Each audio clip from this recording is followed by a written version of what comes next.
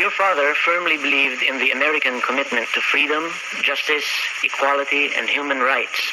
Most of all, as he said to the U.S. Congress in his speech before the joint houses in 1971, he believed that the United States would never betray a friend.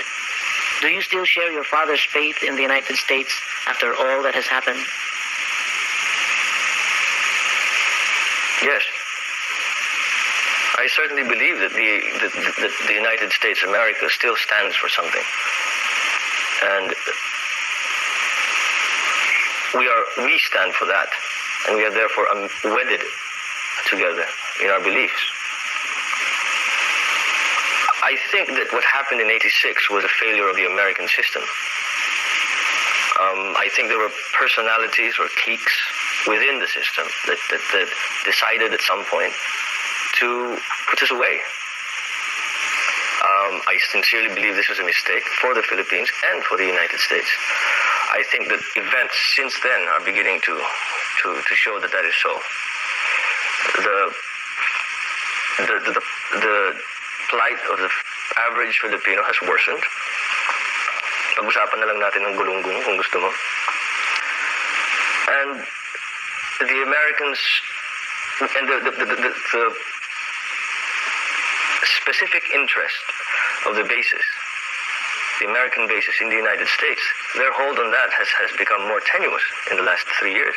And therefore, for the Philippines and for the United States, and I dare say for the Southeast Asian countries for whom democracy is important, for them all, I think this has been a mistake.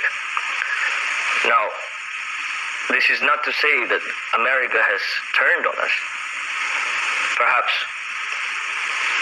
the powers that be did what they believed was the right thing, having been told what they were told, which unfortunately wasn't true. I just hope that they will realize what is truly going on back home, what you and I know, what the country knows, what the average Filipino knows. Life is harder. People are going hungry. The communist insurgency grows worse by the day, no matter what they say. Peace and order in the cities, in the countryside, is getting worse. And no matter how you put it, no matter what ideological buzzwords you care to bring up, that in the end is the measure of the success or failure of your program.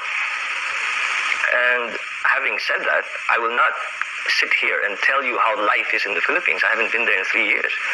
I will ask you, how has it been in the last 3 years? Has it succeeded? Has it failed? Okay.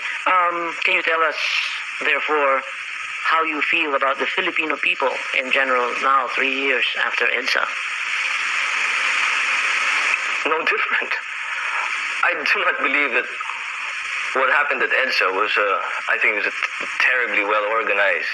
I mean, it was very well done, very well organized. I'm sure there was a core group in that who believed.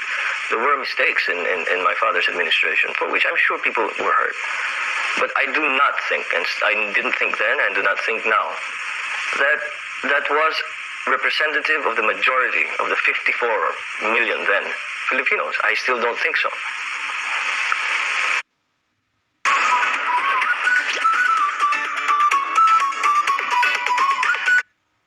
Million then Filipinos. I still don't think so.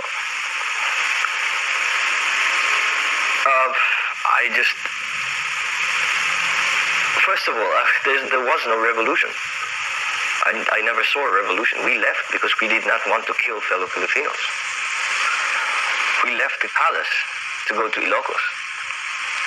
We were tricked into coming to Hawaii. And I don't see in that a revolution. I cannot see how that constitutes a revolution. I cannot see, you see, it's impossible for me to differentiate how do I feel about the Filipinos. How do I feel about myself? I'm one of the Filipinos. It's impossible for me to say, I think about Filipinos that way. I think about myself in a certain way. I think about them in the same way. I'm a Filipino. I love my country. I love the people I love my country more than any other place in the world. I've been everywhere. I love my people more than any other people in the world. Perhaps I'm prejudiced. Now, so be it. And no, nothing has changed. Nothing has changed, not one tiny little bit. I can't see why it should. They haven't changed. I haven't changed. It's the same. Is there anything you would like to say to address yourself directly to the Filipino people, perhaps in our own language? Well,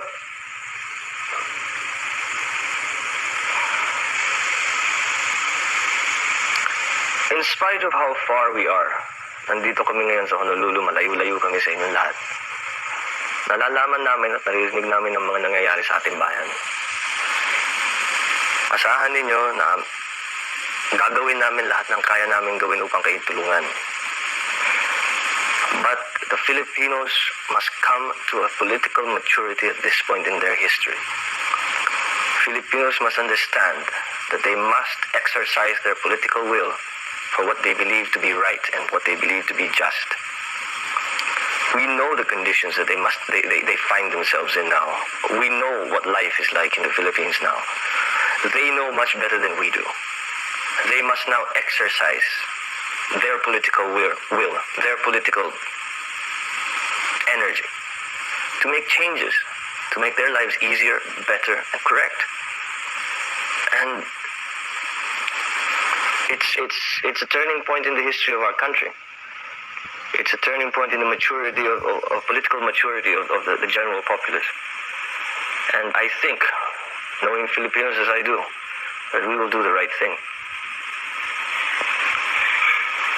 Okay, thank you very much indeed. Thank you.